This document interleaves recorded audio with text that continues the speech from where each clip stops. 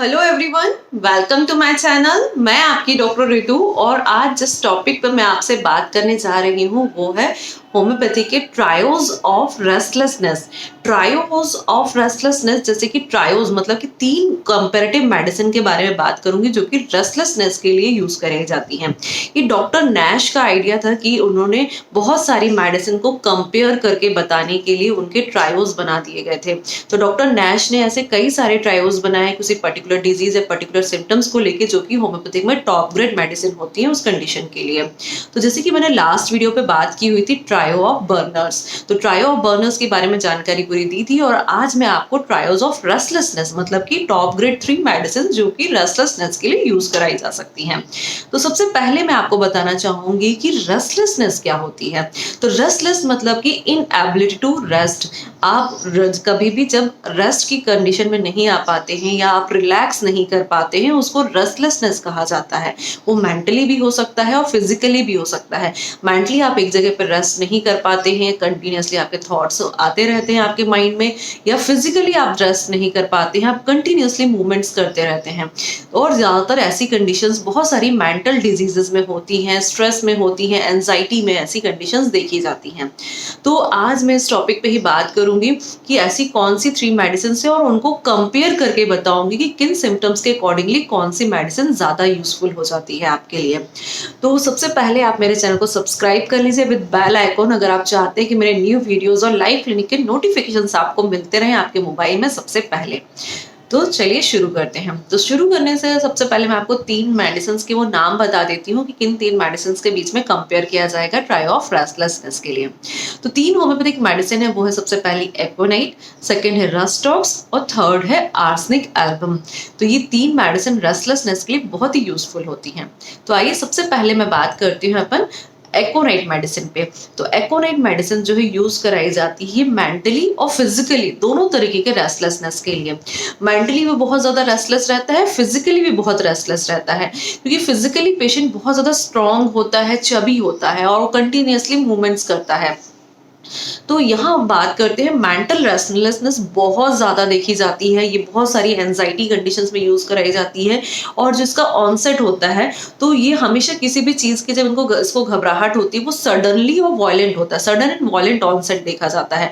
मतलब बहुत तेजी से और बहुत सडनली अचानक से कहते हैं इसको, किसी भी चीज की घबराहट या एंजाइटी होना शुरू हो जाती है तो वहां पर एकोनाइट मेडिसिन बहुत ही इफेक्टिव हो जाती है। ये मेंटली बहुत ज्यादा स्ट्रेस लेता है और बहुत ज्यादा डरता है, हर चीज से डरता है। फियर ऑफ डेथ इसमें सबसे ज्यादा देखी जाती है, वो हर एक चीज से डरता है पेशेंट जिसकी वजह से उसको रेस्टलेसनेस होती है। वो थोड़ा सा रोड क्रॉस करने से भी पेशेंट डरता है, ऊंचाई से भी डरता है, पानी से भी डरता है, अंधेरे से भी डरता है, भूत प्रेत घोस्ट से भी डरता है। तो हर चीज से जब फियर होता है, उसको डर लगता है तो वहां पर उसकी वजह से उसको रेस्टलेसनेस होती है मेंटली प्लस फिजिकली। फिजिकली भी बहुत ज्यादा मूवमेंट्स करने लग जाता है, एक जगह से दूसरी जगह जाता है, प्लेस चेंज करता रहता है हर वक्त। तो उस तरीके से और मेंटली भी बहुत ज्यादा वो हमेशा थॉट्स उसके रिपीट होते रहते हैं जिसकी वजह से उसको नींद नहीं आती है प्रॉपरली, क्योंकि उसके कुछ ना कुछ वो सोचता रहता है और वो उठ के मूवमेंट्स करने लग जाता है घबराहट के कारण। तो क्योंकि होम्योपैथिक में जो एकोनाइट मेडिसिन है बहुत ही इसका एक पिक्यूलर सिम्टम होता है, टेंशन इज अ की नोट सिम्टम ऑफ एकोनाइट। मतलब कि जहां पर टेंशन बहुत ज्यादा ले रहा है वो सिम्टम जो टेंशन वाला है वो एकोनाइट में सबसे की नोट सिम्टम होता है। तो आप जरूरत से ज्यादा टेंशन लेते हैं, हर चीज की टेंशन, एक छोटी चीज की टेंशन अगर आप लेते हैं तो वहां पर ही बहुत ही इफेक्टिव मेडिसिन होती है एकोनाइट। और एकोनाइट का एक और इम्पोर्टेंट सिम्टम होता है कि जब वो मेंटली जब रेस्टलेसनेस होती है तो जब वो छोटी छोटी सी बीमारी से भी अगर वो ग्रसित होता है, वो बीमारी हो जाती है उसको, तो उसकी वजह से वो इतना ज्यादा टेंशन लेता है और वो अपनी फियर ऑफ डेथ होने लग जाती है उसको, मतलब मरने की बहुत ज्यादा डर लगने लग जाता है कि मैं मर जाऊंगा। इवन वो प्रिडिक्ट करता है एक टाइम को कि मैं इतने बजे इतने समय इतनी तारीख को मर जाऊंगा। तो इस तरीके की छोटी सी बीमारी में भी प्रिडिक्ट करने लग जाता है, घबराने लग जाता है, घबराहट, एंजाइटी, स्ट्रेस, टेंशन इतना ज्यादा फिजिकली और मेंटली दोनों तरीके से लेता है जब, तो वहां पर बहुत ही इफेक्टिव मेडिसिन हो जाती है एकोनाइट मेडिसिन। बहुत सारी मेंटल डिजीज में ऐसी कंडीशंस देखी जाती है जहां पर हम एक्यूट कंडीशन में उसको देकर इस चीज से रिलीव कराया जा सकता है एकोनाइट मेडिसिन से। तो चलिए नेक्स्ट मेडिसिन में आते हैं, वो है रस्टॉक्स। रस्टॉक्स में फिजिकल रेस्टलेसनेस सिर्फ देखी जाती है, फिजिकली बहुत रेस्टलेस होता है पेशेंट, एक जगह रिलैक्स नहीं कर पाता है, एक जगह रेस्ट नहीं करता है। क्यों? क्योंकि पेन की वजह से, ड्यू टू पेन, क्योंकि पेन के लिए यूज कराई जाती है रस्टॉक्स मेडिसिन। तो यहाँ पर जब कभी भी पेशेंट को पेन हो रहा होता है तो उसको रिलैक्स करने से पेन बढ़ जाता है और मूवमेंट्स करने से आराम लग जाता है। तो इसकी वजह से वो हमेशा हर वक्त अपना प्लेस चेंज करता रहता है, एक जगह से दूसरी जगह जाता रहता है या पोजीशन चेंज करता रहता है, उससे उसको आराम लगता है। जैसे एग्जांपल के तौर पे किसी पेशेंट को नी पेन है और नी पेन में जब भी उसको स्टिफनेस बहुत ज्यादा होती है और स्टिफनेस के साथ अकड़न बहुत ज्यादा होती है और वहां पर अकड़न में दर्द उसको बहुत ज्यादा होता है, लेकिन वो मूवमेंट्स करने लग जाता है अगर, तो मूवमेंट्स करने से उसको लगता है कि उसकी अकड़न खत्म हो रही है और दर्द में आराम लग रहा है, जिसकी वजह से वो कंटिन्यूअसली मूवमेंट्स करता है। तो फिजिकल रेस्टलेसनेस के लिए बहुत ही इंपॉर्टेंट मेडिसिन हो जाती है रस्टॉक्स मेडिसिन। रस्टॉक्स मेडिसिन भी जो है बहुत ही इफेक्टिव है, और जैसे कि मैंने एकोनाइट, रस्टॉक्स और आर्सेनिक, इन सभी मेडिसिन पे अलग अलग वीडियोस भी अपलोड किए हुए हैं। पूरी मेडिसिन और पूरी जानकारी के लिए आप वो वीडियोस देख सकते हैं। तो रस्टॉक्स मेडिसिन को यहाँ पर यूज कराया जाता है फिजिकल रेस्टलेसनेस के लिए, टॉप ग्रेड मेडिसिन में यूज करी जाती है। अब मैं आती हूँ थर्ड मेडिसिन पे। तो थर्ड होम्योपैथिक मेडिसिन जो है आर्सेनिक एल्बम, ये सबसे ज्यादा यूज कराई जाती है मेंटल रेस्टलेसनेस, जहां पर सिंगल मेंटली रेस्टलेस पेशेंट होता है बहुत ज्यादा। मेंटली रेस्टलेसनेस इसलिए होता है, फिजिकली इसलिए नहीं होता क्योंकि फिजिकली बहुत ही ज्यादा कमजोर होता है, बहुत ही वीक होता है, बहुत ही ज्यादा दुबला पतला कमजोर सा थका हुआ सा उस टाइप का पेशेंट होता है, जिसकी वजह से फिजिकली वो मूवमेंट ज्यादा नहीं कर पाता है, इसलिए वो रेस्टलेस नहीं होता। मेंटली लेकिन बहुत ज्यादा रेस्टलेस होता है। जो लोग होते हैं कि एक जगह बैठे रहते हैं, कमजोर होते हैं, लेकिन माइंड बहुत ज्यादा चलता है उनका, बहुत ज्यादा कंटिन्यूअसली चलता है। बहुत सारी मेंटल डिजीज में देखा होगा कि फिजिकली वीक है लेकिन मेंटली बहुत ज्यादा रेस्टलेस रहते हैं, हर वक्त रेस्टलेस रहते हैं। यहाँ पर भी फियर ऑफ डेथ देखा जाता है, मरने से बहुत ज्यादा डर लगता है। और पेशेंट जो होता है बहुत ज्यादा एंजियस होता है, बहुत ज्यादा इरिटेबल, चिड़चिड़ा होता है, बहुत ज्यादा झगड़ालू होता है, गुस्से वाला होता है, गुस्सा करता है, चिड़चिड़ाता रहता है हर वक्त। तो वहां पर बहुत इंपॉर्टेंट मेडिसिन हो जाती है।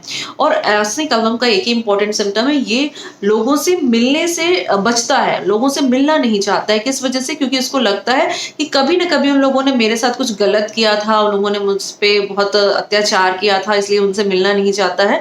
लेकिन साथ ही साथ ये अकेले रहने से भी डरता है। इसको कुछ लोग चाहिए, आसपास घर के लोग जो है जिन पे ये फेथ करता है वो चाहिए होते हैं, लेकिन बाहर अगर किसी लोगों से मिलने के लिए बोल दिया जाए तो ये मिलना बिल्कुल भी पसंद नहीं करता है।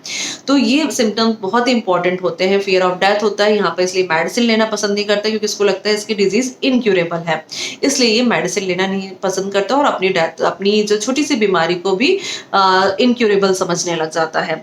तो जिसकी वजह से नींद भी नहीं प्रॉपर लेता है और ऐसी कई सारी कंडीशंस आती है मेंटल डिजीजेस पे। लेकिन साथ में एक चीज इसका कीनोट सिम्टम होता है कि मेंटली बहुत ज्यादा फास्टिडियस होता है। फास्टिडियस का मतलब होता है बहुत ज्यादा साफ सफाई पसंद करने वाला पेशेंट, और उसको वजह से भी उसको बहुत रेस्टलेसनेस होती है। खुद से तो वो कर नहीं पाता क्योंकि फिजिकली वीक है, लेकिन कोई चीज खराब उसको दिख रही है तो वो अंदर से घबराएगा, चिड़चिड़ाएगा, गुस्सा करेगा। जैसे कि इसको एग्जांपल देके समझाया गया है कि अगर एक तस्वीर भी तिरछी टंगी हुई है और वो बीमार है, लेटा हुआ है, तो जब तक वो तस्वीर सीधी नहीं हो जाएगी उसको अंदर से बेचैनी, घबराहट होती रहेगी और रेस्टलेस होता रहेगा वो पेशेंट। तो इतना ज्यादा फास्टिडियस होता है, इतना ज्यादा साफ सफाई पसंद करने वाला होता है। तो इस तरीके के अगर आपको पेशेंट दिखाई देते हैं किसी भी मेंटल डिजीज में, चाहे वो ओसीडी हो, चाहे सिज़ोफ्रेनिया हो, बहुत सारी कंडीशंस होती हैं मेंटल डिसऑर्डर्स की, एंजाइटी, डिप्रेशन, बहुत डिप्रेस्ड हो जाता है पेशेंट, तो वहां पर ये एकोनाइट आर्सेनिक मेडिसिन बहुत ही इंपॉर्टेंट हो जाती है।